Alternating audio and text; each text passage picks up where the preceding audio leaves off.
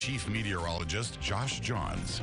All right, so we're going around the world again tonight, right, Josh? Yeah, you know, we always go around the world. What happens in other parts of the world tends to affect us, and that is the case this time, too, because we're watching some Saharan dust that's on the way into the Concho Valley. It starts with some dust storms off the coast of Africa. Those kind of get carried by the trade winds over to where it is now, which is in the Caribbean, starting to inch into the Gulf. And this is what it looked like this afternoon on satellite. All this area of dust right down here near the Yucatan Peninsula and down to the south of Cuba. And that's going to be working into our direction as we go into the weekend. You can see the winds are going to be carrying it up into Texas, potentially towards our area by the time we get into Saturday. That's when the heaviest concentration of dust will be over us. And what does it mean to us? Well, it just means more milky, kind of musky skies with more red and orange sunsets, and it may cause a few issues for those of you that are very sensitive to dust, maybe asthmatic, but most of you will be fine. You'll just be able to notice that with all the dust in the air. And speaking of dry things, we've got the drought monitor that came out today, and it now brings moderate drought back into areas just south of San Angelo, going from Erie County into northern Crockett and towards Schleicher County. It's not the worst that we could be, but it's not where we want to be going into our dry months. Some extreme drought still in place over portions of Glasscock County. But the good news that came out with the drought monitor today was erasing it down in South Texas with all of the rain, too much rain that they had last week. Take a look at the sky cam. Going back to around this morning and going into the night, you can see a few of those clouds off into the distance. This is looking out to the south. And also the moon rise. Of course, last night was a strawberry moon, which is one of the strawberry harvesting moons named by the Algonquin Indians. And that, a lot of you saw that and sent pictures in towards the KSAN page. We haven't had time to look at them just yet, but some really nice pictures being sent in. 103, the high today. Our low was 77 on average. We're at 94 and 70. Record of 110 and 55 there. Right now, sitting at 91 degrees. It feels like 89 with the humidity at 30%, and winds are out of the south-southeast at 7 miles per hour.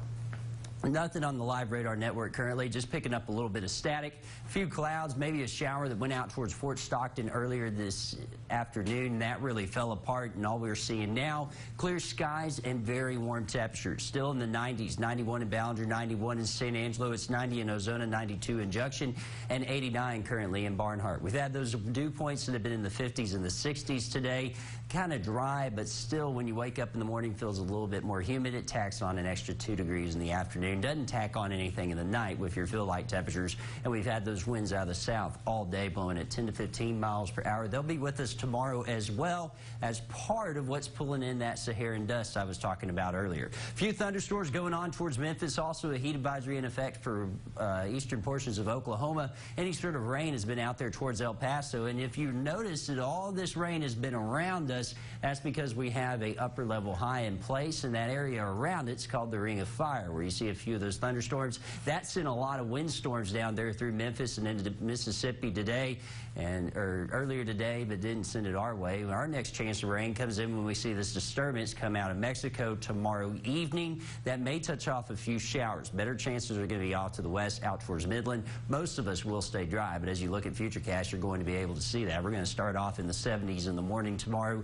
and then in the afternoon climbing up near 100 degrees again. I've got a high of 98. That chance of rain, especially setting up off to our west as we go through the night towards Midland, especially towards Big Lake and all of that area, could start to move into our western counties as we go into the early morning hours on Saturday. But again, I think most of us stay dry. I've only got the chance of rain at about 20%. Saturday's another hot day with temperatures getting into the triple digits. So for tonight, down to 76. We're mainly clear with winds out of the south at 5 to 10 miles per hour. For your Friday, up to 98. Mainly sunny with some evening storms possible.